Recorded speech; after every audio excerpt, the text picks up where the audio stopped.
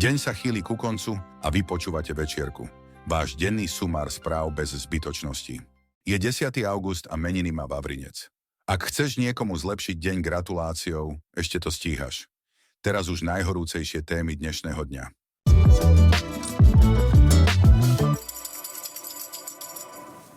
Žilinská hvezdáreň pozýva verejnosť na bezpečné pozorovanie čiastočného zatmenia slnka 12. augusta na 2 lokalitách v Žilinskom kraji, kde budú k dispozícii astronómovia s odborným výkladom aj špeciálna technika so slnečnými filtrami.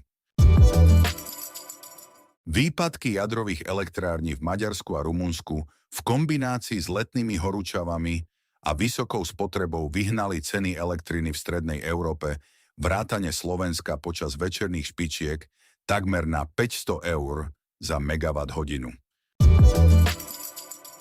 Počas augustového zatmenia slnka nebude pre európsku elektrizačnú sústavu najväčšou výzvou celkové množstvo nevyrobenej energie, ale rýchlosť, za akou výkon solárnych elektrární na krátky čas výrazne klesne naprieč celým kontinentom.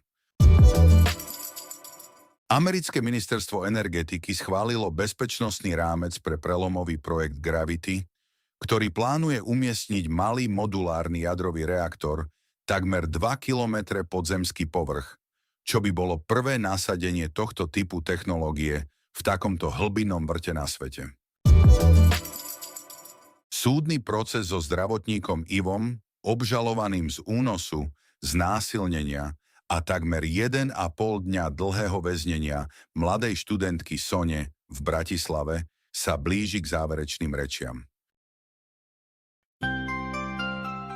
To je na dnes všetko. Počujeme sa zasa zajtra. Pekný večer.